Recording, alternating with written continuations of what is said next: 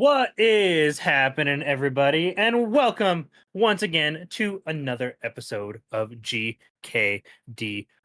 What episode is this? I don't know. I was in the middle of typing our going live post, which I It's wasn't 10. able to do before we did so. It's 10, I believe So so. it Yeah. is on episode 10. Ayo! Welcome to episode 10 of Good Kraken's Death Ratio. I am your host this evening, Garrick Bartholomew Eaton, and I am joined by the snuggly one, Brevin the Dude. Devin, how are you doing today? Hi.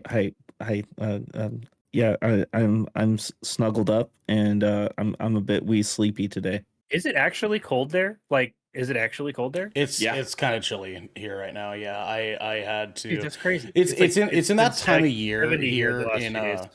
it's that time of year here in Oregon, if you will, Oregon, Oregon, Yeah.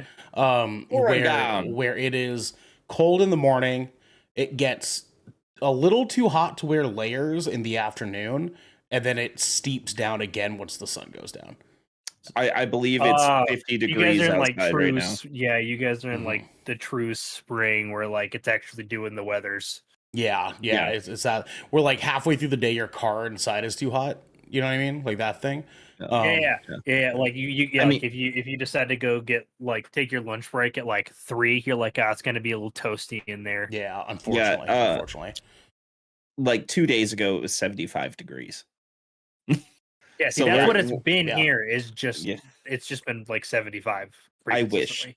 I wish. Mhm. I want sunny weather. I want 80 degrees. I want to open my windows. I want to hang out.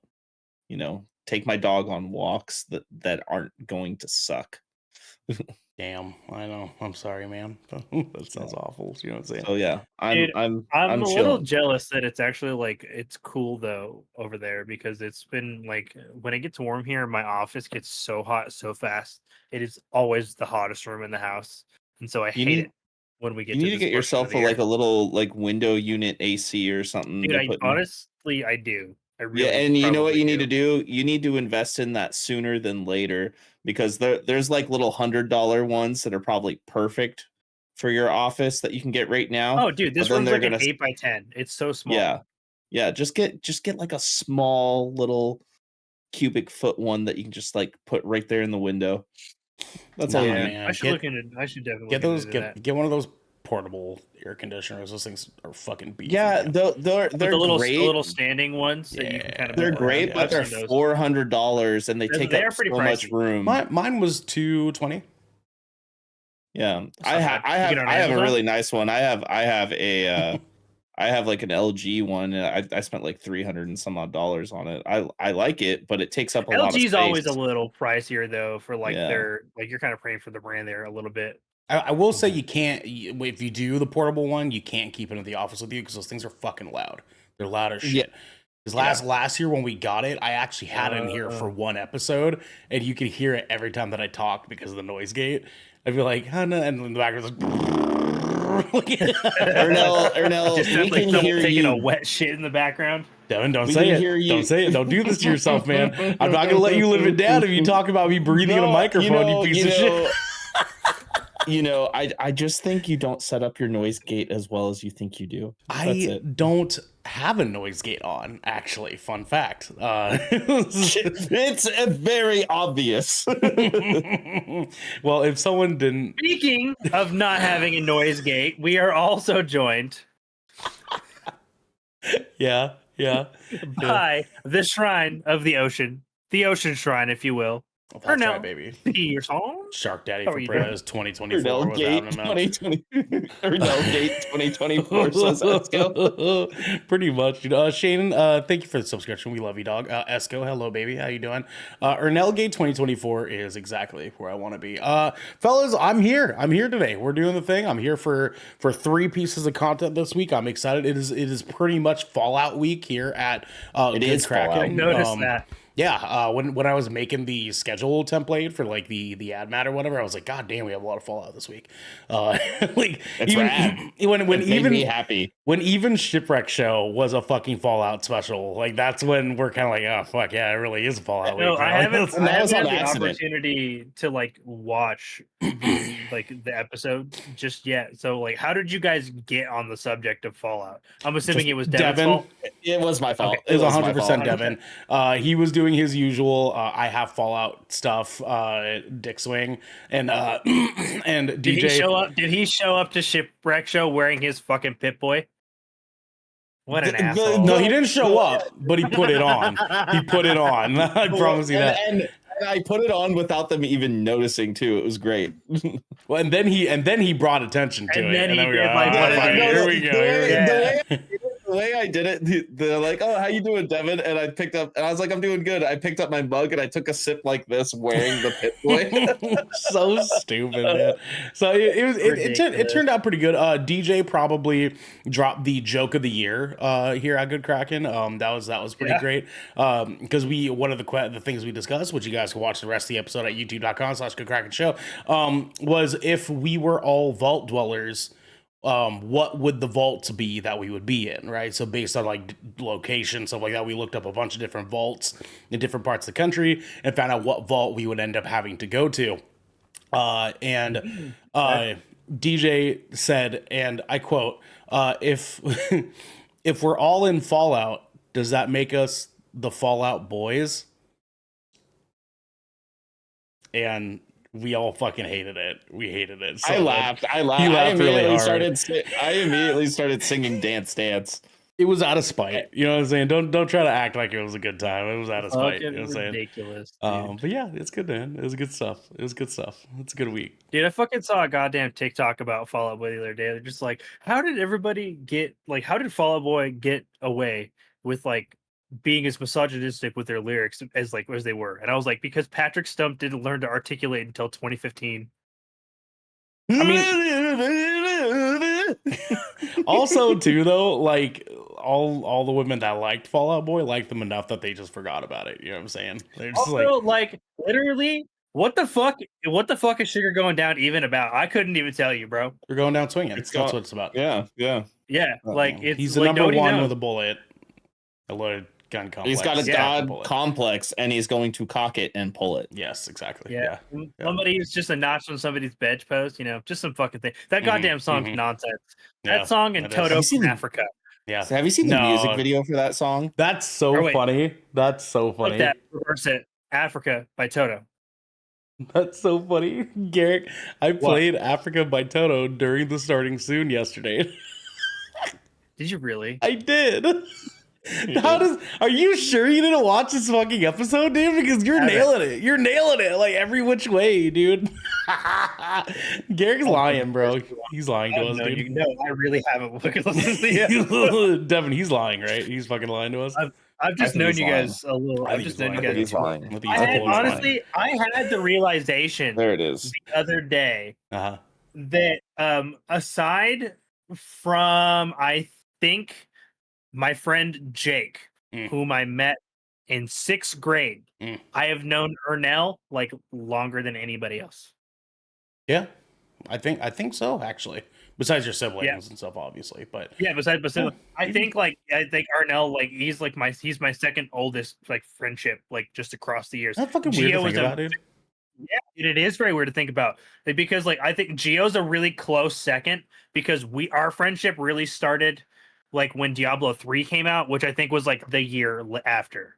I think we should save this for next week's shipwreck because I think there's going to be a really cool conversation to have because there's a lot of history here. Anyways, that just dawned on me. It was just a very weird thing to think about. But goddamn, that has been a very long time. Because I was thinking about it yesterday too because my daughter was asking me how many tacos have I ever had most in one sitting.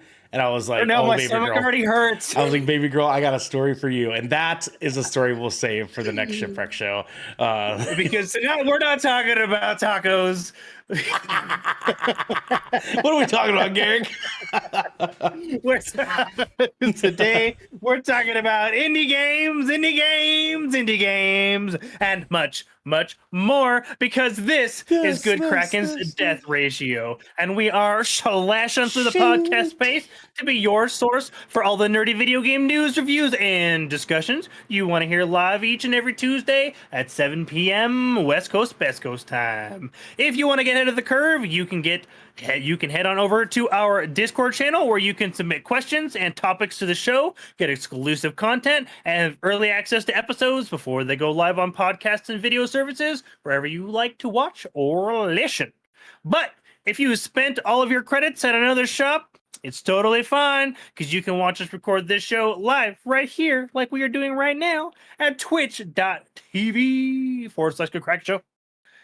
And if you have Amazon Prime, you also have what, DJ?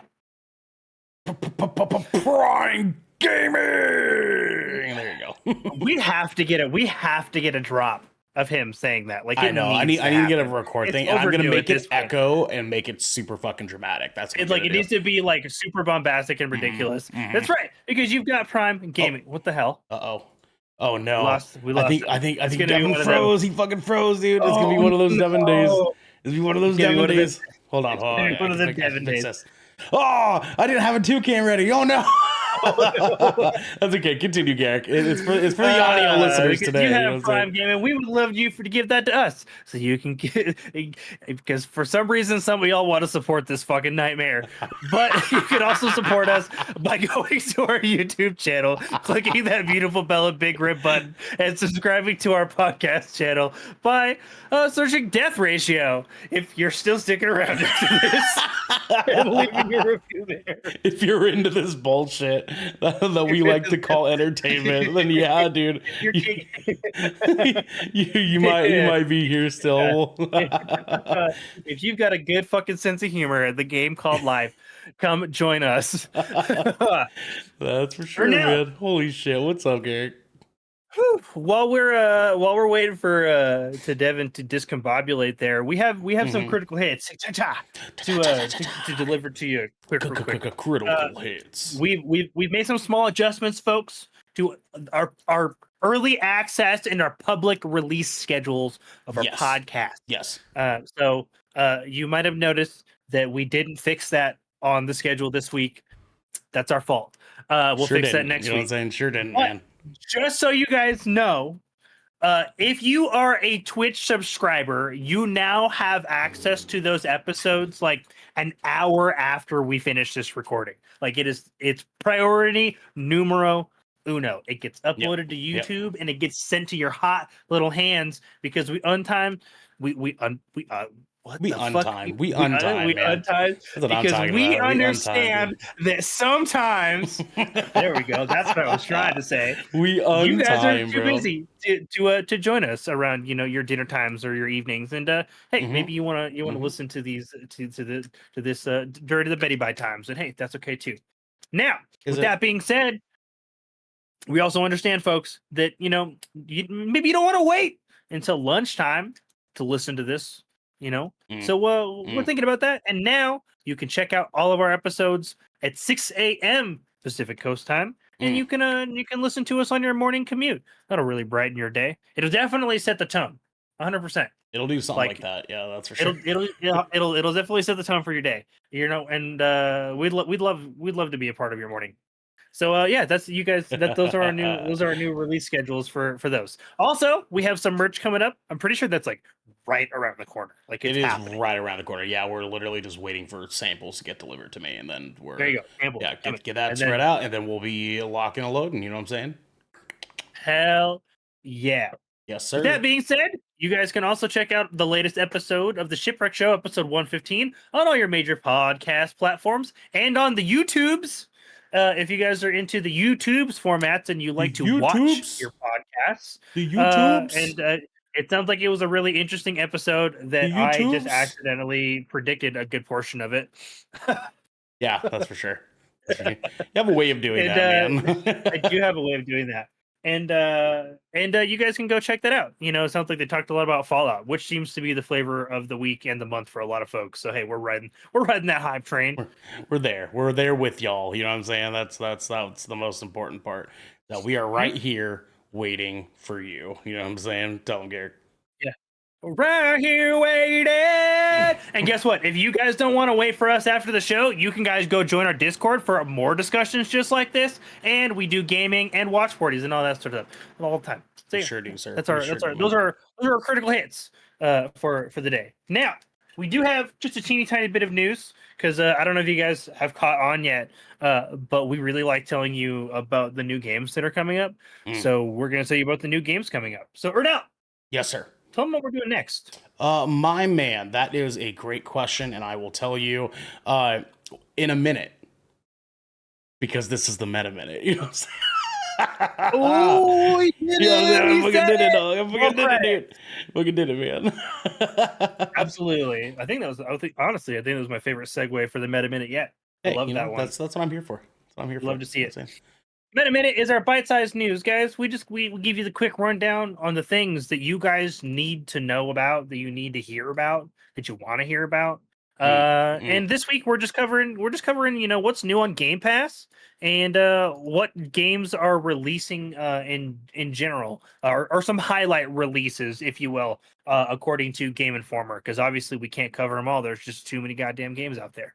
That's right. All right, we're going to be starting with Game Pass this week. We're going to tell you what's coming to Game Pass, starting with this week, the 15th through the 19th.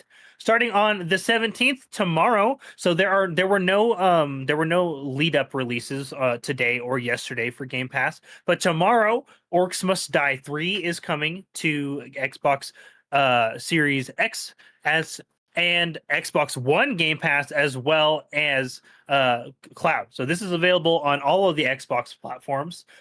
Super awesome, really fun tower defense game. Love Orcs Must Die. On April 18th, EA Sports NHL 24 is coming to Game Pass. That will be available on the Series XS and One, and that's available on Ultimate via EA Play. Oh, crap. Hold on. Devin has returned. There you go. Hi, dog. Hey, I'm just sitting there perplexed because my camera stuff changed. Oh my God. Did you have to do a restart? That might be why. No, it was just my internet. My internet went down, and now my camera's different. It's so weird. Oh my God! Just lower the gain, lower the brightness. You'll be good. Oh yeah, no, I got it. Continue on, sir. Yeah, that's it. That's all. That's all Game Pass? we get. That's Game Pass. Okay. That's Game Pass this week. Just two additions. Just 2 additions to Game Pass. Not a lot on the Microsoft front or the Game Pass front at the very least. All right, and let's see what we have coming to other platforms according to Game Informer this week. Today, at the time of this recording, right now, if you are listening to this live or if you are listening to this later, you can now play Dave the Diver on PlayStation 4 and 5. That game is critically acclaimed. It has an 8.75 according to acclaimed, baby. Critically acclaimed. According to an 8.7 score from Game Informer. What is that on Metacritic? It did really well. Also, today you can play Grounded on Switch, which is a little weird to me.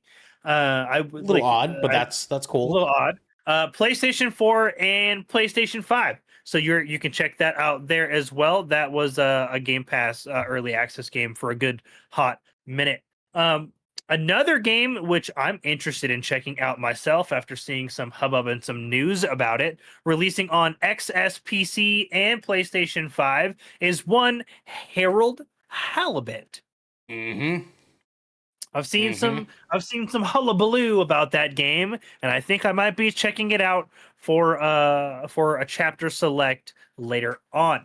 We need that. We Also- need that Dredge, Dave the Diver, and Harold Halibut crossover. That's what we need. All three of them combined. Well, I mean, we are about to say we are getting a Dave the Diver and Dredge Mhm. collaboration. Yes, So we sure are. Harold For the sure. Halibut is definitely going to be up there. Hopefully, it gets the traction it deserves. Also today, because there's a lot's coming out today, apparently, Yep. is Planet of Lana. This is a game that is available already on PC and Xbox platforms. It is now available on Switch and PlayStation 4 and 5.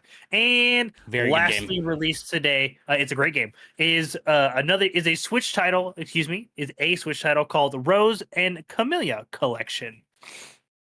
It looks like an anime ass game if I'm looking It at sounds the like one. judging by It the art sounds here. like one. Yeah. It looks like an anime ass game. All right. We just have a few more releases running it up this week. Starting off on April 17th, we have a Switch game called Reigns Beyond. Not heard of that one, but if that's something you're interested in, that's on Switch and PC. We have Final Fantasy 16. Roman numerals 16. That's a DLC. The Roman Rising numerals. Tide. I was like, which Roman numerals? We have Final Fantasy Roman numerals, the Rising Tide. That's the first DLC, correct? Or the second? The second one. Second DLC Yeah. For Final Fantasy 16. That's coming out on obviously for PlayStation 5 on April 18th. And also on the 18th, we have a PC release title called No Rest for the Wicked. That game looks rad. So yeah, lots of games kind of front loaded at the beginning of the week with some interesting titles sprinkled throughout and a little bit of DLC here and there. I do absolutely need to get my hands on Dave the Diver. I don't know why I haven't played that yet. I saw a few people today tweeting about how fucking rad that game is. And so yeah, I'm definitely interested. It's what I'm hearing is that it's mostly It's like a the restaurant gameplay simulator. loop. Yeah, Yeah, it's pretty really much, satisfying pretty much. apparently. Like it's not quite like spooky or anything like Dredge is. It's Mhm. just it's got a really satisfying gameplay loop. Which is rad. It's always cool to me.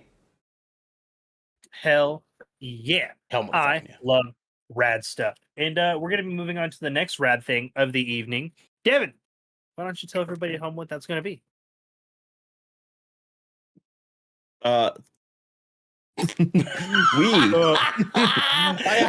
had to re-look at some things here real quick just to make sure. I'm like, wait, did we I love get through this something? show. I love this podcast that we do. Man. His brain soft rebooted. No, dude, just now, Devin, when live. you went Disapiro, me and Garrick started cracking up because he was right in the middle of saying, "Hey, if you like this show, you can support us by doing this," and he You changed it to support this if for whatever reason you're still fucking here." This nightmare. Because you like this bullshit that we do every day. Yeah, I mean, today's a day, man. Today's a day, Today's man. Tuesday, but it feels like a Monday. You know, Our audio I hate listeners it. are eating good, man. But our video watchers. Oh, sorry, guys. Sorry, guys. Yeah, I mean, they there's a could be reason we eating good labeled if they this think this is podcast funny.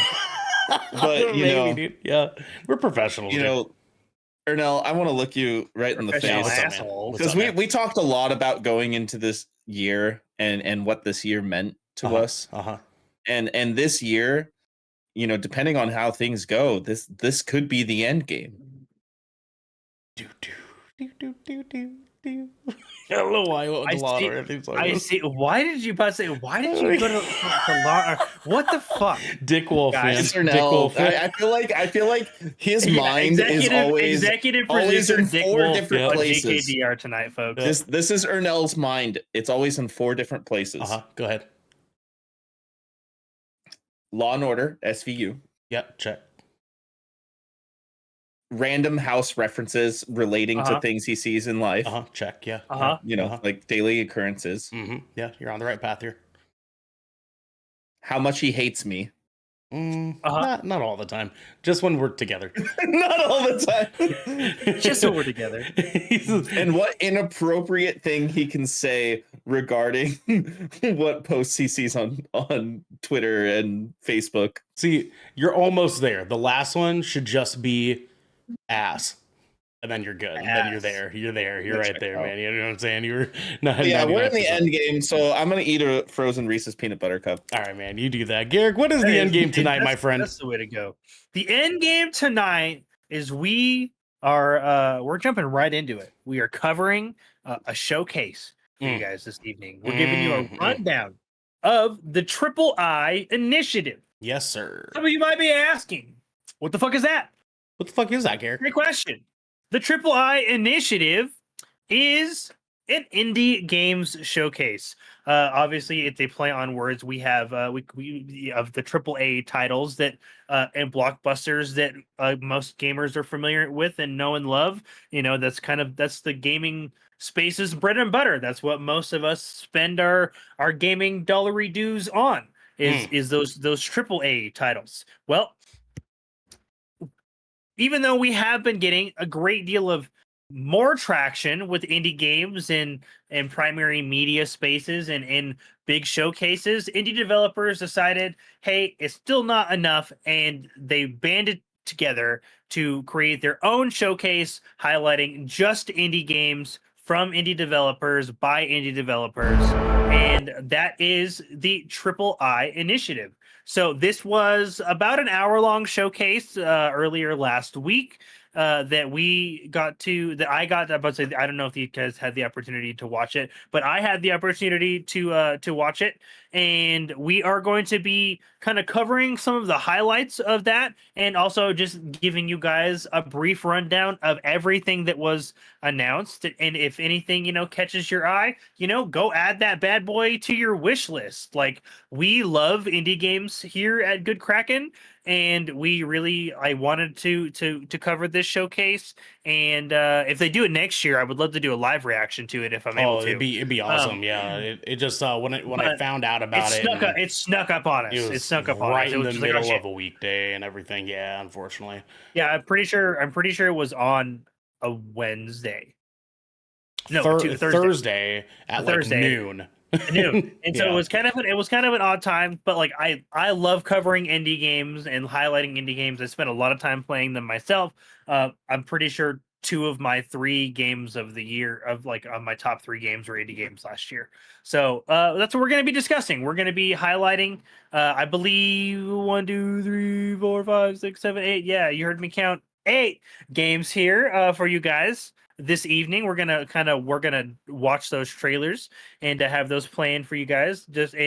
I'm going to be giving you guys a brief little highlight of those games from an article from Digital Trends. Everything announced at the Triple I Initiative Showcase, Slay the Spire 2, and more. This is coming from Thomas Francisi. So thank you, Thomas, for writing this. He is going to be our news source that we're pulling from this evening as we discuss these titles. Thank you, sir. So without further ado, we will be starting with the top of the list being Slay the Spire 2 was announced. Mega Crit Games' Slay the Spire is one of the most influential roguelike games of all time. If you haven't played it, you've definitely heard of it, as it runs structure and card systems that have been adapted and reinterpreted by countless other games. At the Triple I Initiative, Mega Crit revealed it's making a full-on sequel. While its trailer didn't feature any gameplay, screenshots suggest Slay the Spire 2 won't stray too far away from the card-based battles and choice-driven runs of the original. Slay the Spire 2 will enter early access on Steam in 2025. Did you guys ever have the opportunity to dive into this game or play the original Slay the Spire? I did not. No, neither did I. However, looking at the trailer, I'm very interested in that art style. That art style that we've seen in like Hades, for example, is something that I really, really, really admire. I don't know what even kind of game Slay the Spire is. Do you know off the top of your head, Garrick? It's a card game. Yes. So it's a card battler. So if you love Inscription, you should play Ooh, Slay the okay, Spire. okay. I see you. I see So you. obviously Inscription takes like a much like deeper, like darker sort of turn to it. Mhm. That it plays into folklore a lot, but mechanically speaking, in the way the card battler functions, it's very much inspired by Slay the Spire. I didn't get to play Slay the Spire a lot, but it's literally you're fighting your way up a spire. It's a roguelike game. It's a game where like you checkpoint, you build your own deck of cards, and then you use that deck of cards to work your way up to the top of the spire and eventually beat the game. That's like the core premise. But it's actually so popular that it even inspired another indie game that was featured on this list, which is Darkest Dungeon. We'll talk about that here in just a little Oh, bit, okay, which is okay. another. Yeah, if you, I don't know if you guys ever played Darkest Dungeon. I I played a little played bit that of on it. Yeah. PlayStation. Yeah, and that's a dungeon crawler roguelike that's got turn-based combat, and it's got like a really cool art style that's kind of reminiscent of like Flash Portal games Okay. from like Okay. the old like 90s. So but like it was definitely really influential. Give me one sec. I want to see if there was like a greater story plot. Slay the Spire. Did you For play any Slay of the that, Devin? Spire. Nope. Yeah, did you ever play Darkest Dungeon? Wow, Nope. man, he was sleeping on that one. Yeah, that I remember that being a fun game. I just wasn't crazy into dungeon crawlers at the time. So it Yeah, kind of see, like went I've by kind of me. had I've always kind of had a little bit of a soft spot for those sorts of games, for just dungeon crawlers in general. So yeah, so it just says Slay the Spire is a roguelike deck building card game. Craft a unique deck, encounter bizarre creatures, discover relics of immense power, and slay the Spire. Like it's as simple as it Lay. is. One of Slay. my best friends, one of my very best friends, Geo, like literally loves this game, plays it up and down. As soon as I heard that this got announced, he was like super floored on it. He was just like, hell yeah, they're finally doing like a true sequel for it.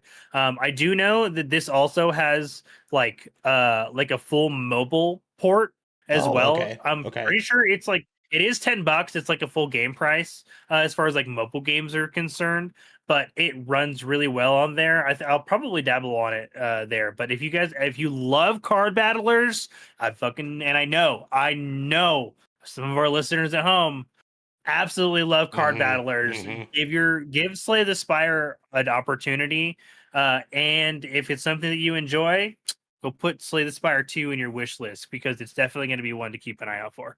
Hell yeah. All right. Moving it right along, we have another sequel that has been announced. E-Line Media and Humble Games are making Never Alone 2. Mm. Never Alone was a 2014 indie game that reinterpreted a classic. Oh shit, Ernell, I might need your assistance on this All one. right, hold on, hold I need on. your I'm assistance coming. on this one. I'm coming along. I'm coming along here. I need your Uh, I need your Islander expertise. yeah, I got There's you. a I got you. squiggly. There's a squiggly over the end, and I don't know which one it is. Okay, hold on. Never alone too. Let's see here. Inupiat. Inupiat. I think it's that. I think And you it's how can't tell. yeah, that's the It's yes. Enye. That's the Enye. Okay. Whew. But I wasn't sure. I wasn't sure what sound I needed to make there. As a video game, it garnered quite a bit of buzz at release and has been featured in multiple museum exhibitions as an example of the intersections between video games and culture. That everything about that sounded fucking fire. Okay, it is Inupiat. Inupiat is how you pronounce it. Inupiat. Okay. Let's say I've never heard of this game, but everything in that initial sentence in this article sounded like something I want to try. Garrick, let me tell you, all right, before Good Kraken was ever Good Kraken, okay, there was a series of streams that your good sir Ernell, Shark Father, if you will. You played this? You played this? I did a stream with my daughter. In which we played this together. It is a 2-player game, not split screen, but one of you controls the main character Fox, and right? one of you controls the fox. Okay. And you can both do that at the same time. I love Never Alone. It is a beautiful game. It's beautifully made. The art style is so good.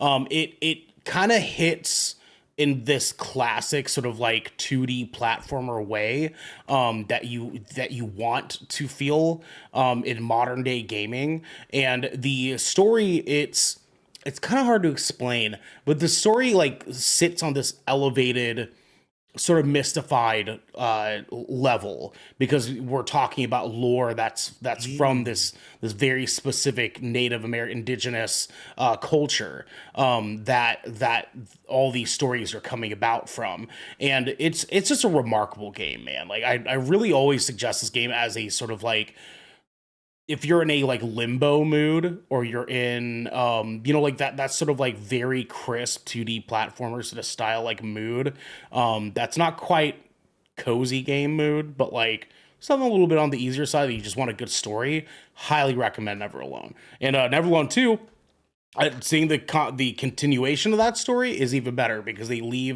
end the first game in a note that says like, hey, we could continue on with this, but if we don't, like, that would be fine too. But yeah, I mean, like, we always have admiration here for any game that is like putting a, minority culture out there and showing and displaying what their culture, their lore, their hierarchies and pantheons are about. And this game does exactly that for this indigenous group, specifically speaking. And so yeah, beautiful game, man. Beautiful game. I'm excited to get my hands on this. Hell yeah. Well, now, almost a decade after its initial release, Eline Media and Humble Games announced they are working on a sequel. Never Alone 2 will play out in 3D and will once again follow Nuna and her Arctic fox as they go on an adventure to save their community. Its developers are working with, I'm not going to try to fucking butcher all those again because there's a lot there. But they are working with that community.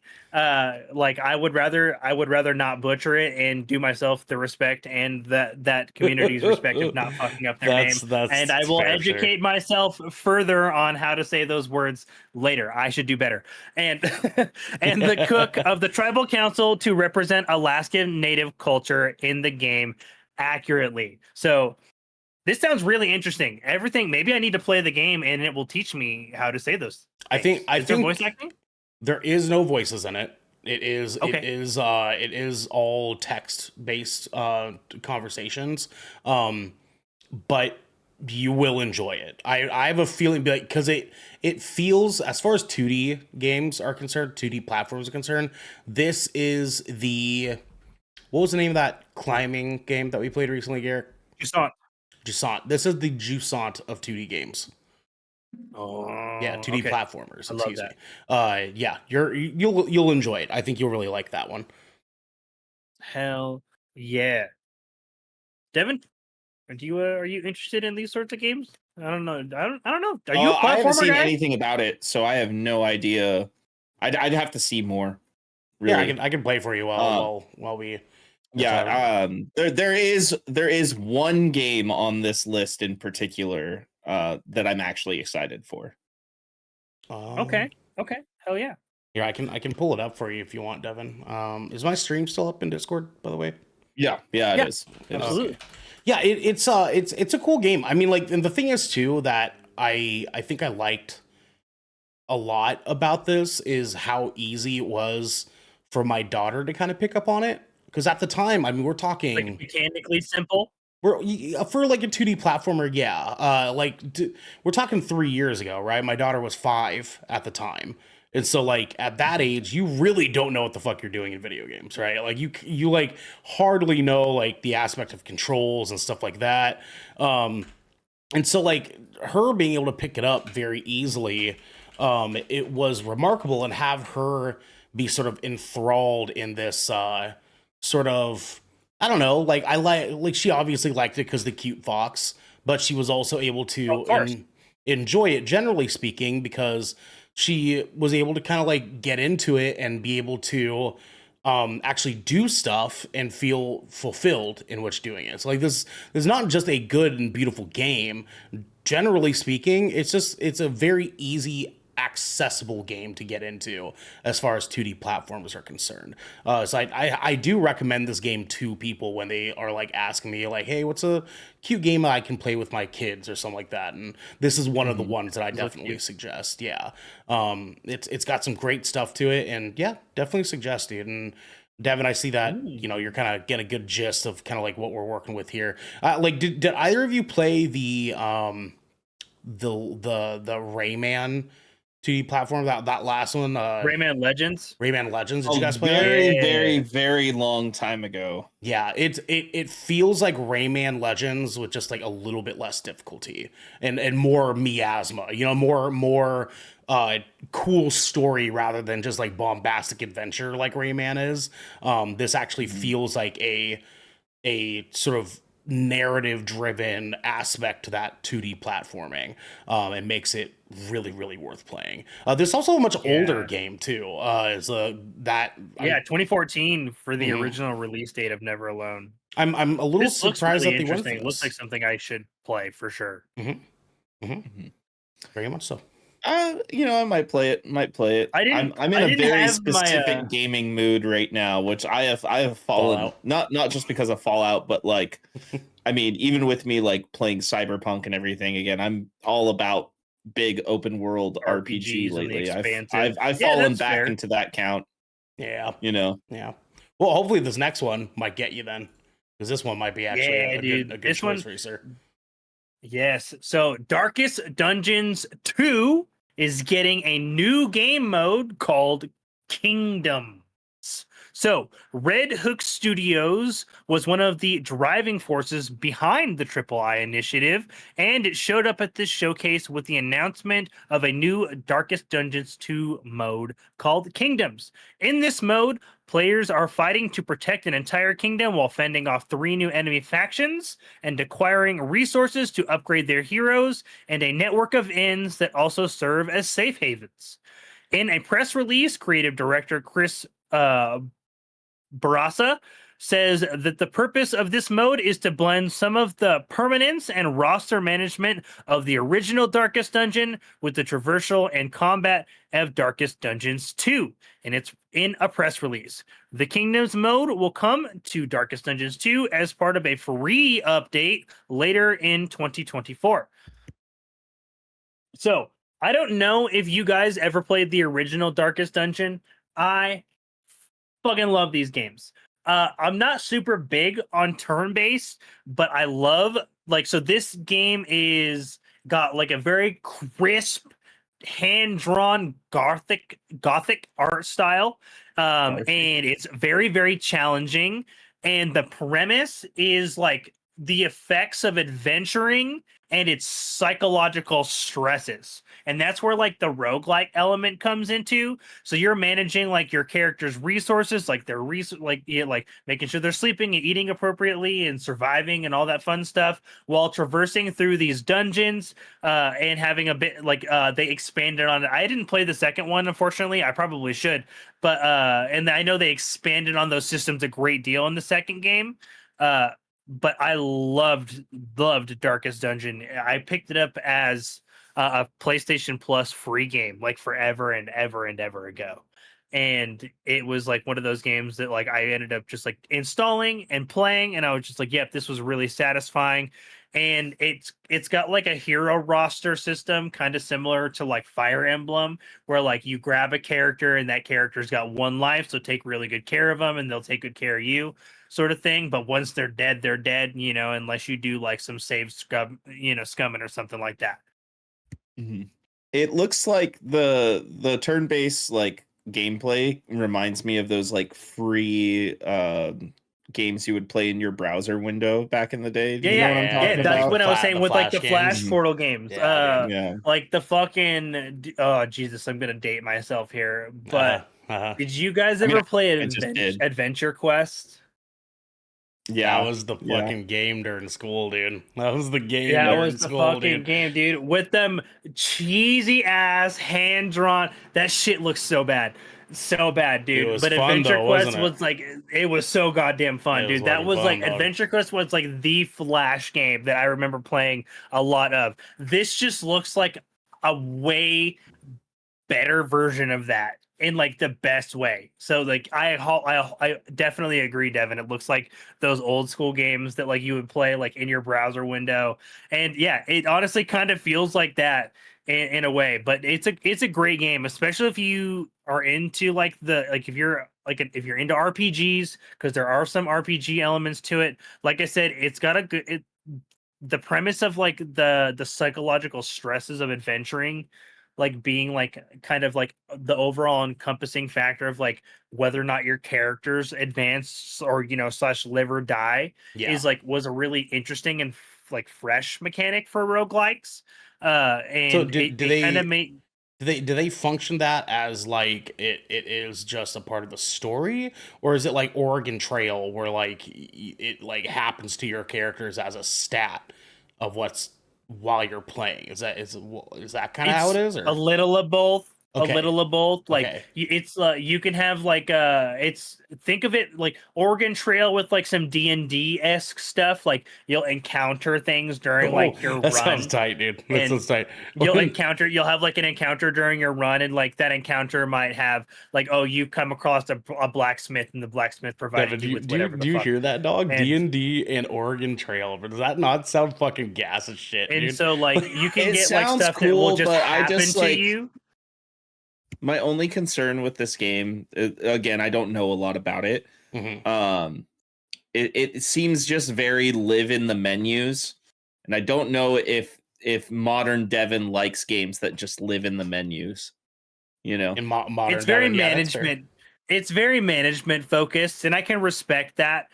But Mhm. like this game was like Darkest Dungeons was inspired directly by some of the systems from Slay the Spire. Like they 100 like Mhm. and Red Hook Studios is like really highly respected in the indie community. So everybody like that was part of the showcase that was like, hell yeah, like we're finally getting some more content.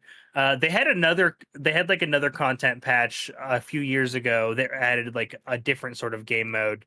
But maybe this is something I will finally dive into and do like a full like rundown review on, because I loved the first game, and maybe it's time I finally get into the second one. It's available on like every platform. Like you can play Sure. it on like your phone, Switch, PlayStation, Xbox, freaking actually I don't know if it is on I don't think it is on Xbox. Maybe not. Darkest Dungeon 2, just generally. The first one. I don't know if the second one is. I don't know if the first one the second one is. Let's see. It might The be first one's on PlayStation PC. Xbox. First one's on Okay, Xbox. it is. Okay. Actually, first one's on. Let's see. Pretty much all platforms. Actually, it's on Microsoft Windows, OS X, Linux, PlayStation 4, PlayStation Vita, iOS, Nintendo Switch, and Xbox One, which actually is kind of cool because I was going to ask, because this looks like the kind of game that would be great for mobile, if it was on mobile, and it looks like it is. So that's Yep. actually pretty cool. That's rad. So here's like just a quick little. I'm just at the Wikipedia, if you will, looking at the gameplay loop of Darkest Dungeon 2, because it is slightly different. I don't want to Okay. just talk about the old one and like set like a false expectation. Sure. So it says, like its predecessor, Darkest Dungeons 2 is a rogue-like role-playing video game. The game features multiple characters, and each of them have their own unique strengths and abilities. The player can equip these characters with trinkets and combat items. The players commandeer a stagecoach, which is the primary way of navigating the game's world. The ultimate goal is to reach a mountain, which is the source of evil that has overtaken the world. As the player explores, they encounter different locations of interest and roadblocks, many of which cause the player to enter combat scenarios. Combat in the game is turn-based, and the heroes must be positioned properly, as some of their skills cannot be used by standing in the wrong spot. As the players explore the world, they can also visit shrines of reflection, where players can learn more about the backstories of the game's characters. Okay. So yeah, so you have things that can just kind of happen to you, and you have D&D sort of scripted, like text based, well, actually, this game I believe is fully voice acted. There is that. So you've got like a little narrative adventure that takes place in its roguelike expanse. It's a great game. You should check it out. It's in if you like RPGs and turn-based games. I'm interested, especially if you like anything gothic art style and like that sort of like that darker fantasy setting. Yeah, darkest actually. The darkest dungeon, if you will. The darkest artwork. Now for a game that I know Devin isn't on this, and I know we're all in on this game. We're all excited on this game, baby. Yes, this is the one. Because 33 Immortals is getting a closed beta next month. Thunder Lotus, amazing studio name, impressed at the Xbox Games Showcase and its extended following. Oh no, are you losing me? You were cutting for a second. I think you're good now. Okay. I think. Hold on, I'm still pinging. You're pinging a little bit. He's pinging a little bit. That's okay, because we got this awesome fucking gameplay trailer that we're playing. Yeah, right no, I'm stoked to play this game. You can play up with 33 people too, which is wild. Okay, Garrick, I think you're good. Yep. Try again. Another roguelike title. I think. Am I okay? Yes, I think you're good. Yeah, go ahead. Yeah, I hear you perfectly fine. Perfect. Sorry about that, but it was sitting at like 4,000 ping for a second. But yeah, this is another title. Look, the indie community loves roguelikes. If you're not behind that, maybe indie games just aren't for you. But hey, this one has me super interested. Super interested. Like I said, Thunder Lotus impressed at the Xbox Game Showcase and its extended following up with 33 Immortals, an action roguelike where groups of up to 33 players take on missions together. Of course, that means 33 Immortals will rely on online play, and the online play needs to be tested. To help prep the servers for the full release, Thunder Lotus will hold a closed beta for 33 Immortals between May 24th and June 2nd. Players can sign up for the beta on the game's website and will get an exclusive skin in the final game if they participate. Full release of 33 Immortals is planned for PC and Xbox Series XS later this year. We're all hyped for this one. I plan on signing up for the beta and trying to get myself into it. I hope you guys do the same, so we can all dive into that. I think this is going to be one of those rare multiplayer experiences, kind of like Helldivers, where it's going to do some awesome. Obviously, chose that for a reason, and I'm really curious to see how that plays out mechanically. I'm replaying this for you too. This specific spot right here, I'm noticing that you can have abilities that other people in the game can sort of like tag team with you to like utilize. Yeah, I noticed he activates this thing that two people walk into the circles and then a bunch of arrows start popping off. That's fucking cool for like a game that is supposed to have like 33 people on the same map, and you're all just kind of like cruising around, killing fucking everything in front of you. And looks like there's a lot of enemies in this that you're taking on at the same time. Cool enemies too. The enemy design looks awesome. Having the synergy of like you're not just destroying shit with people around you, you're actually effectively acting as a team is so cool to me. So fucking cool to me. I don't know, Devin, you're the one who's really fucking stoked about this out of all these games here. What about this are you vibing with the most? I just love a really good, unique multiplayer game that I can play with my friends. And I feel like that the indie game space has been the most creative with their multiplayer games as of reason. I guess you wouldn't really say that Helldivers 2 is an indie game, but you can definitely say the first one kind of is. And they definitely have that AA studio approach. And this looks like it has the appeal of, you know, a game like Hades or oh god, what was that game that we played? Tribes of Midgard. You remember that game, Garrick? Yeah, this looks really reminiscent to that as well. Game. Dude, Garrick and I beat that game in one day. Hell yeah, we did. That was a good sesh. That was a hell of a fucking sesh. Wow, how long were you guys at it for? Jesus Christ. A few hours. It's like 6 hours. Wow, okay. That's not bad. Yeah. Yeah, but we we just literally we got ended lucky. up We were playing together, and just we got with some good randos, and we just Yep. kept it going. Yep, the grind was real. We just got Dude, in a really looking good at like lobby all the with people that. cosmetics. Yeah, I love that. I love that we're bringing back capes in video games. Capes and cloaks. Bring back the capes and cloaks. Devin, I continue. can't wait till we start seeing some games where the cloaks are like a negative effect, like they get used against us. Like, you know, like a troll grabs you by your cloak when you're running away, and it just like tosses you or something, you know. But also like Dragon's Dogma 2. There's capes in that. There's capes in that. Helldivers. Helldivers has capes, dude. Capes are fucking coming back, man. I like that's such a cool little detail too. Like how like all of our characters are obviously these like little like black soul creatures with like skulls for the faces. And the capes being the thing that is like customizable to like individually make your character you is really rad. It also looks like weapons are a thing that will also be sort of customizable to your character as well. I'm excited to see what else they make be a part of that to like really kind of like dime down. Like, do you guys think that there will be like builds in this that like you can kind of like 100%, because It looks we've like it, seen like 100%. rangers. There was a shield ability that somebody just used, so that's probably going to be like a tank build. You know, I was sitting there thinking about it, and I was trying to put my finger on what this art style reminds me of. It reminds me of the Hobbit cartoon. Do you remember that?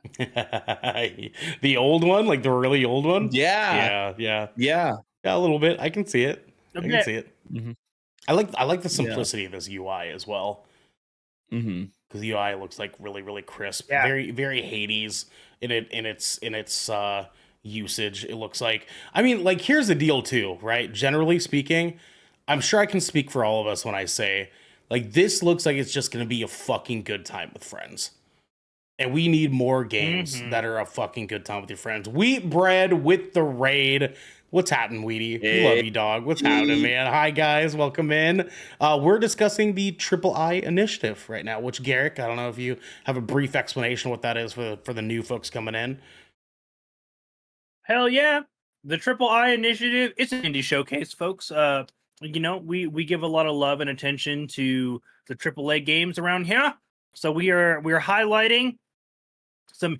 Sorry, my mouth is watering so fucking. While we're watching that trailer, I ate some sour at candy. the same time. I told you guys not to fucking eat on the podcast, man. You guys don't listen to me. That's why. That's why.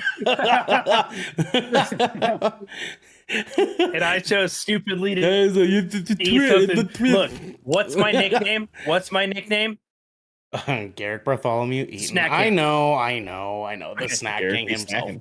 He is snacking. And but I'm hosting and I should have fucking known better. So I'm sorry, y'all. But yeah, we're giving you guys a rundown on the AAA Initiative Indie Showcase. Basically, all of the indie developers, or some really popular ones, got together and decided that, you know, hey, we just want to give more love to indie games and, you know, support our own community. So they did the AAA Initiative Showcase. We're getting ready to. We're kind of wrapping up our big highlights. We're talking about the beta that's upcoming for Microsoft's new indie game that's going to be releasing on their platform, 33 Immortals. And yeah, so that's kind of what we're discussing right now. And actually, do you guys have any other thoughts on that one? We do have a few more. I think I'm looking forward to it. We're excited, man. There's gonna be a fucking good game, dude. I'm looking forward to that one too.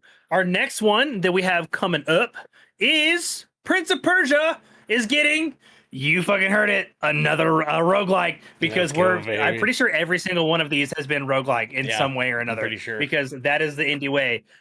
Prince of Persia is getting a roguelike from Dead Cells Evil Empire. So, by the way, Dead Cells is a peak roguelike. But especially if you love Metroidvania games. So while this is an indie showcase, one AAA IP did show up. AAA IP, but this is this is a roguelike game. The game is being developed by indie developer, but it is being backed still by Ubisoft. Evil Empire, one of the developers that worked on the highly successful action platformer roguelike Dead Cells, revealed that it is working with Ubisoft to create the Rogue Prince of Persia. As the title suggests, it's a roguelike take on the franchise created by Jordan Mechner, adding some of Dead Cells gameplay flair to a colorful roguelike that emphasizes player movement. I went hands-on with this game, not me, Thomas, the author of the article, and loved what I played. The Rogue Prince of Persia enters Steam early access on May 14th. Oh man! It's honestly Prince of Persia fans are eating kind of good this year. They are. That last game did really well. A lot of people really liked it. The Kind of Funny crew pretty much just lived and died for that fucking game. It looked like it was extravagant. It looked like it was a lot of fun. I think that, oh my god, this trailer just once the cutscene stopped and all the gameplay started working really smoothly, I was like, holy shit, because this game's looking real fucking smooth, boys. It's smooth. Dead Cells was a raging success. Like raging success as far as like roguelites are concerned. Like honestly, the only reason it didn't get more attention than it did was because Hades was so good. Mm-hmm. Yeah, I don't know, man. I mean, I'm sure Devin, you can attest for this as well. We sat around waiting for something Prince of Persia for a really, really long time, very long time. Do you guys think that that platforming is where Prince of Persia needs to be successful right now? I think that's kind of where it lives because that's where it started originally. That's like where Prince of Persia kind of came out of being developed out of Pitfall, if you remember what Pitfall was. Right. So I think that's kind of where it lives. I personally, the Prince of Persia that I hold dear to my heart is the cell shaded one that with the reboot that they did years ago, the 360 PS3 era. That's the one that I love the most. And I would like to see a return to that, but put in like some more enemies sprinkled in there because that was a true 3D platformer that was really, really good. And it was a beautiful looking game too. So I'd like to see them do something similar to that for Prince of Persia. Personally, I'm not a big roguelite person. I'll say it first and foremost. I play some games. Hey, I respect that. But I would rather see more adventure story based with like a concrete story behind it, you know. Yeah, for sure. I kind of like things more on a linear path or in an open world RPG setting myself. Which I don't think Prince of Persia needs an open world game. I'm gonna shut that down right now. They've already done it enough. No, it really doesn't. So I'm gonna make sure really doesn't. When I think of Prince there. of Persia personally, because you were saying like or at least my core experience, my core memory with Prince of Persia is Warrior Within. And I played that on the GameCube, and I think of obviously it's still an action platformer, that's very core to the gameplay, but that was like a 3D take, and it was a very linear game. Or actually, no, it wasn't a linear game. It was more Metroidvania, where you would loop back on itself a lot, and as you would reuse map assets and revisit map portions after you got like new abilities and skills and things. And I don't know. I think the Lost Crown was. I haven't gotten the opportunity to play it yet, but it looks really great, and it looks like it just what Prince of Persia needed, because I can't see it going back to that linear sort of 3D format unless it gets a God of War level glow up, which I don't see happening anytime soon. Sure. So I think it being in carving a good space out for it itself again in the platformer space is absolutely the way to go. Yeah, I agree. I think we're all on the same page there. That it's obviously working great for the IP. So now we have some new IPs though Garrick. So, all right. The last games that we covered, those were the highlights. Those were the highlights that all of that not only digital trends, but most of your news platforms covered. I did watch this showcase, and I grabbed out 3 more trailers for us to watch. Some things that are coming up this year, some things that are in the future that I just thought looked fun and stood out.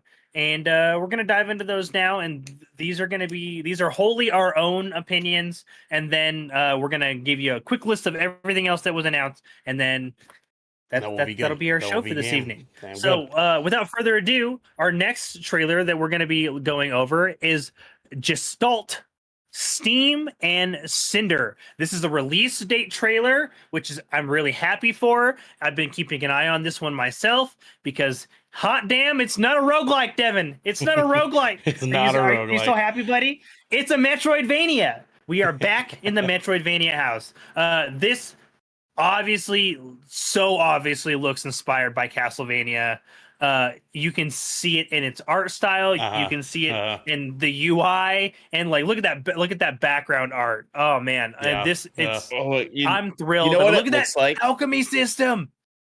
You know what it looks like? It looks like Mega Man Zero.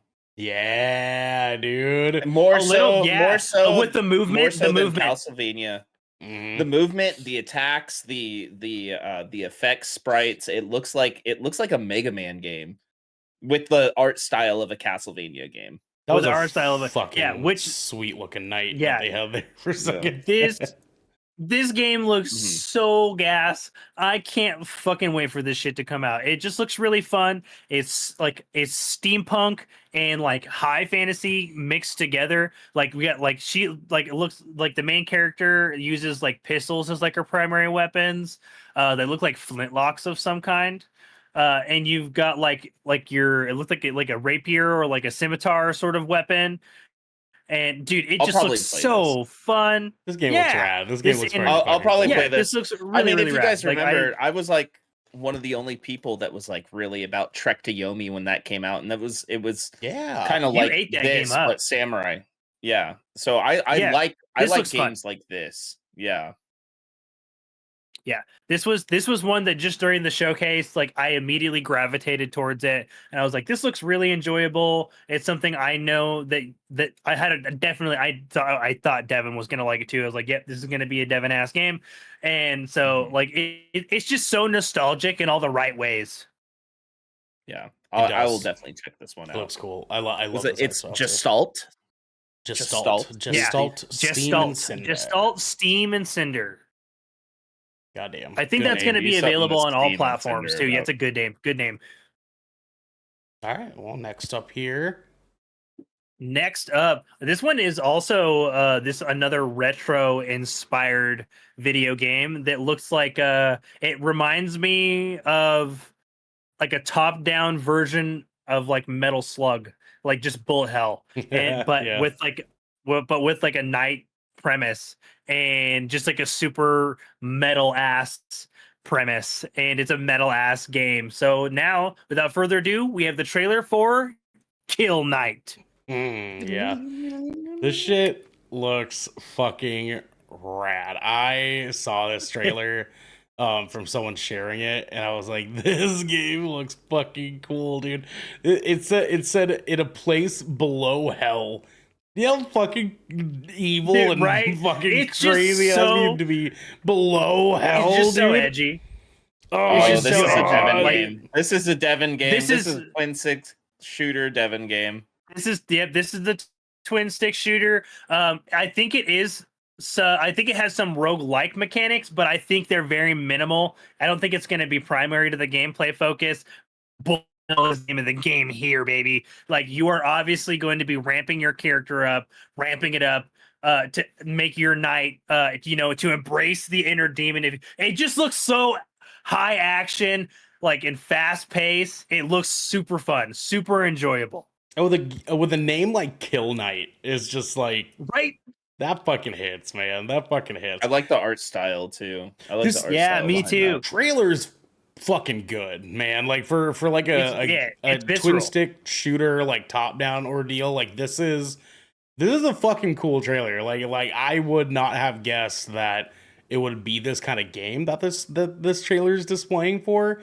But I'm excited to get my hands on this one. This one looks really, really fun. Yeah, kudos to whoever did the edit on this trailer. Like, for real. Fucking give that man an award, dude. I'm telling you what. Oh, Jesus Christ. All right, we got one more, boys. One more here. One more. This is a game I've been keeping an eye on. It's a first-person shooter with a Steamboat Willie aesthetic. We are finally getting some real hearty gameplay of Spike D's Mouse. Now this looks wild. This. There is some backstory to this. So the rights to Steamboat Willie's artistic integrity for Mickey Mouse went to public domain earlier this year, and then allowed these folks to be able to actually release this game, in which you are playing as first person Steamboat Willie style Mickey Mouse. I mean, like, obviously that was like a Popeye reference, right? Yeah. And you're just fucking killing everything.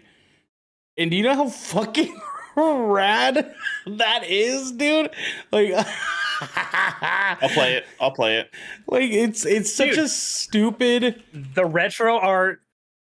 You're like a mouse detective. You're like this grizzled mouse detective. Everything's in completely black and white. It basically has like a mocked aesthetic of like Steamboat Willie and fucking Popeye the Sailor Man. And oh man, like, just look at this beauty.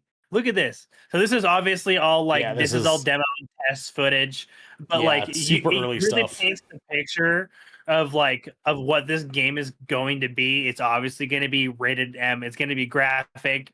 It's going to be for adults. It's going to be so much fun. This looks so stupid. I'm so here for this, dude. They better have some Tom and Jerry references. Yeah, dude. It honestly, the vibe of the game reminds me a lot of BioShock. Yeah.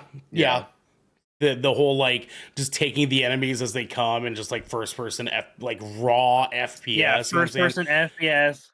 Like very and like the way like the UI is utilized with like the retro futuristic. Yeah, dude. I think that this is gonna be a great game. This game is gonna be really cool to see like people's reactions and like how they like interact with this game. Because I saw people when it went to public domain, people started sharing this, and I was like, wow, they're quick. One, I was like, fucking A, they were fast. And then two, what a goofy ass way to go about. Oh, here we go. I think this is the gameplay thing that I saw before. Well, and what's really cool is like they were working on this, actively working on this game before it public domain, and like it going to public domain just smooth everything. Garrett, you're cutting in and out real bad, buddy. You should try to leave Discord and then come back really fast. Yeah, I'll say it. I think I know exactly what he was trying to say here. They obviously knew that this game was entering public domain at a certain time point, so they were working on this game constantly in preparation for it, and then they immediately licensed it at its entry of public domain. Yeah, dude. And it's cool too because like obviously that is going to pay off for them because I have a gut feeling that this game is going to be, I don't know. I have a feeling that it's going to catch people. Honestly, Garrett, your camera looks a million times better. Oh my god, it really does, dude. It really does. Yeah. Hold on. Let me see on the full thing. I think it was just Discord shit in the bed. Holy shit. I think so, dude, because your camera, to be honest with you, has looked like dog shit the whole show. But because your audio has been pristine up until it started dipping in really bad, your camera looks so good right now, dude. It's okay. It's all right, baby boy. Oh, we bred in chat. Oh no, he's hot. Oh no, he's pale. Wait. Yeah, he wasn't hot before. What's wrong with you? I mean, It's the camera reveal. No, dude, I I remember this is gonna be so wildly fucking off topic. Have you guys seen like the Twitter account for God, what was his name, like Crocodile Guy or something like that? And like every Friday he posts like a fanfic video for crocodiles. Flat Fuck Friday. Is that the one who does Flat Fuck Friday? Yeah. Flat Fuck Friday. So he did a face reveal probably like middle of last year. And like he's a good looking dude. And like everyone was in the replies saying, "Oh no, he's hot." Like the quote retweets are going like didn't expect Flat Fuck Friday guy to be hot. Like I fucking love that for him, dude. I love that for him. Anyways, yeah, let's run down the last few games, Garrick, since we have you back and you're sounding great. Absolutely. Yeah. So this is gonna be rapid fire. There is a lot here. Like this was like a 33 game plus showcase. So there was a lot of games. I don't know if they did that on purpose or not, but if they did, good for them. But everything else that was shown this show. Oh no! Showcase, Oh no! we have some, Oh no! Oh no! It's happening again! It's happening again! Apparently, Garrick, it doesn't want you to fucking do this. I guess. Yeah, we can. Are we good? Dude, I think I just saw your camera frame. Like you framed.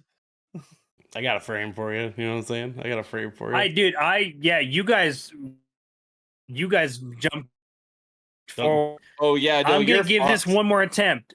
If not, one of y'all can read it. If he doesn't, I'll read it. I'll read it for you. I got you, dog. I got you. It's okay. It's okay. Try it, Garrett. Go for it.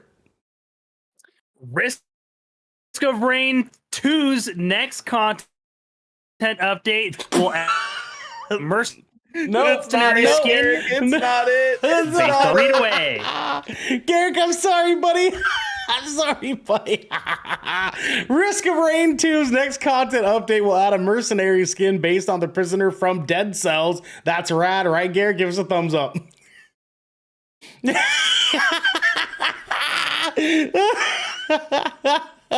Let's see. Cole Powered Games confirmed that Shadows of Doubt will exit early access and come to PS5 and Xbox Series X and S later this year.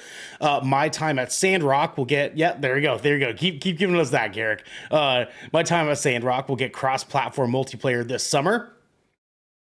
Yep, Garrick approval. And Devin, if you could just go ahead and read off to from Garrick whether he approves or does not approve. North Play's RTS game Dino Lords got a new trailer.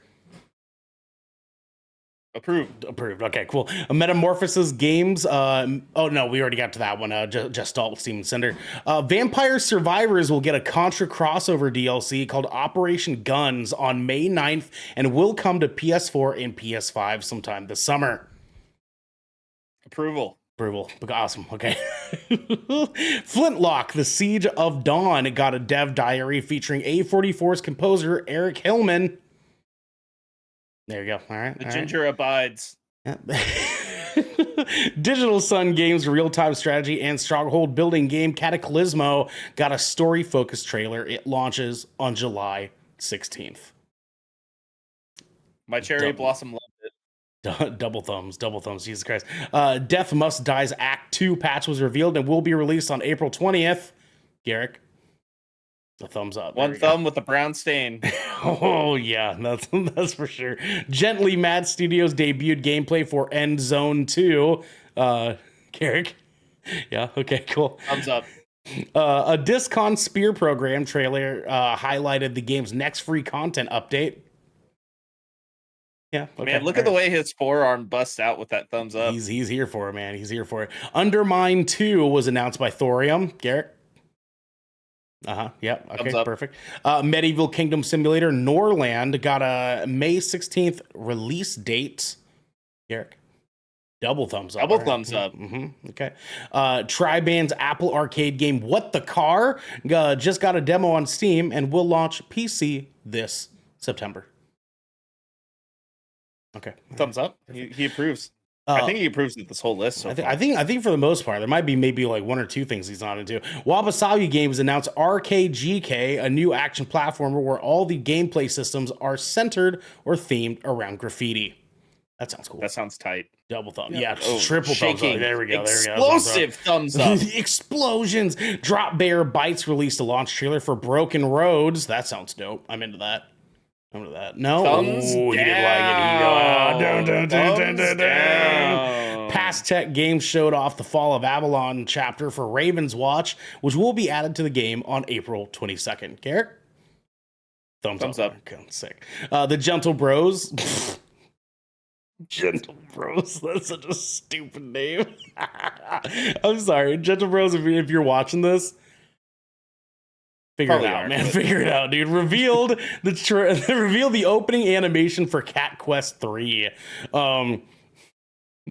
Okay. All right. Perfect. Double thumbs up. Gentle Bros.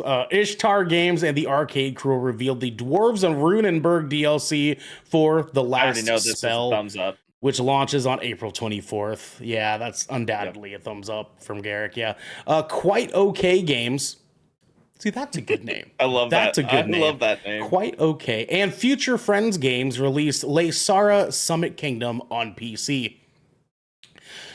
Yes, okay, perfect. Dead Mage and Humble Games' Wizard of Legend 2 got a new trailer highlighting, I almost said gaslighting, highlighting its flashy combat. I mean that checks out. That checks out. Thank you, Garrick. Thank you. Two thumbs up there. Pathia Games and PM Studios are bringing the school management game Let's School to Nintendo Switch, PS4, PS5, Xbox One, and Xbox Series S and X this summer. Garrick. You know, school management, okay. I'm like dissuaded, but at the same time, I kind of want to see what that is because like it has potential to be funny. You know, it could be pretty cool. Yeah, it could be pretty fucking hilarious there. Blobfish Games announced the Abyssal Terrors DLC and a free 4-player co-op update for Brotato. Thumbs up, and a big smile. Tachia will come to Nintendo Switch on June 27th. That's getting a thumbs up from me as well. Tachia. Yep, hell yeah. Street of Rogue 2 got a new gameplay trailer. Here. All right, sick. Mohawk Games' 4X game Old World will get a DLC titled Behind the Throne in late May. That sounds nasty, and so I have to play that. Behind the Throne. What do you do behind nasty, the throne? Garrick? Is it nasty? Is it nasty? Yeah, is it nasty, Garrick? No. Man. Ain't none of y'all support me around here. Pocket Payers showed up with a teaser for Pal World's upcoming Pal Arena mode. I'm giving that a thumbs up. That's a double thumbs up. It looked pretty rad because it is PvP. It's PvP Pal World, and that's fucking sick. Yep. Mouse is the game that we were just looking at. I don't think we need to cover too much more about that bad boy. But then lastly, we have the one that's going to get 8 thumbs up from Garrick right here. Stunlock Studios highlighted V Rising's Castlevania crossover in a new trailer. Holy fucking shit, that's sick. V Rising and Castlevania. Dude, that's so rad.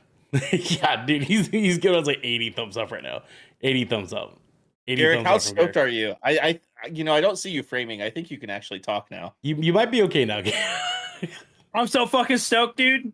Yeah, there it is, baby. There it is. And Garrick, do us a favor and talk about our schedule for the next week. Absolutely, positively, folks. Because tomorrow we ain't got nothing going on. But Thursday, we're hitting you again for another splash damage. We're keeping the Fallout train rolling. And we are playing Fallout 76. Because by God, we finally convinced her now to play this game with us. And it's going to be amazing. Oh, yeah, baby. Let's go. I'm actually excited. On Friday, I'm very excited. I'm very excited. Very excited. I hopped in today and I played. And I was like, you know what?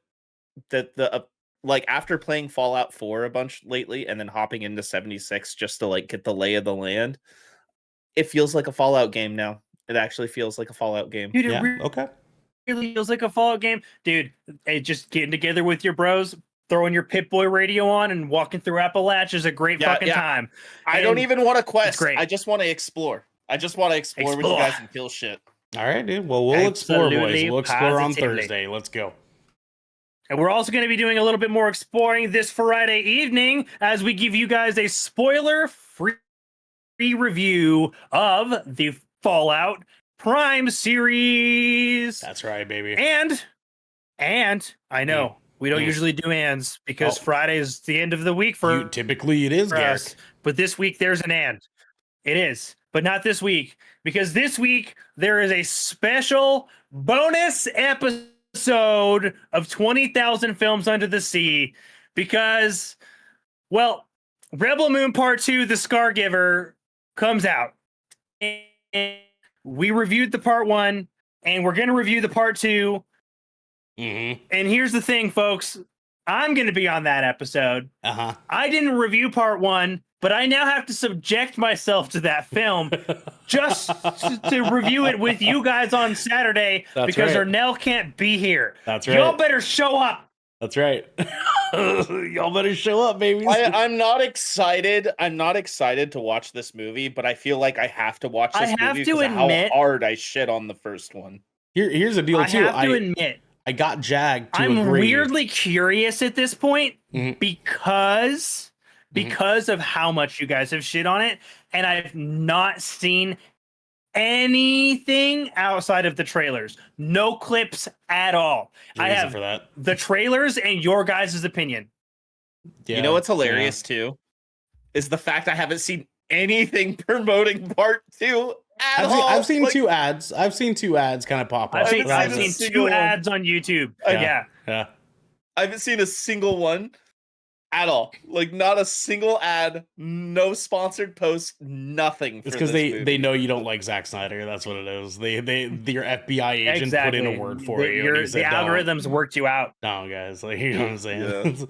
Yeah. So yeah, we'll be doing that. Garrick, you are cutting out a little bit. Would you like me to read the closing statement for you, sir?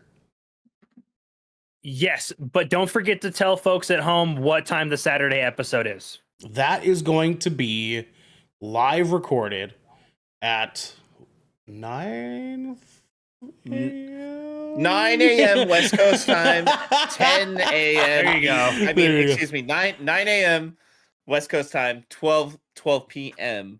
East Coast time. Yes, there we go. So you guys can be here for that if you want to do that. Otherwise, it will be here for public viewing on podcast services and on YouTube the next morning at good old 6 a.m. for you guys.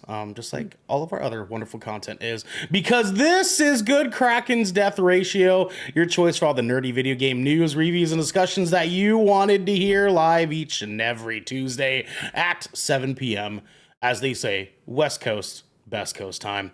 If you liked what you heard, you can head on over to our Discord channel where you can submit questions and topics to the show, get exclusive content, and have things like early access to episodes before they go live on podcasts and video services, wherever you like to watch or listen.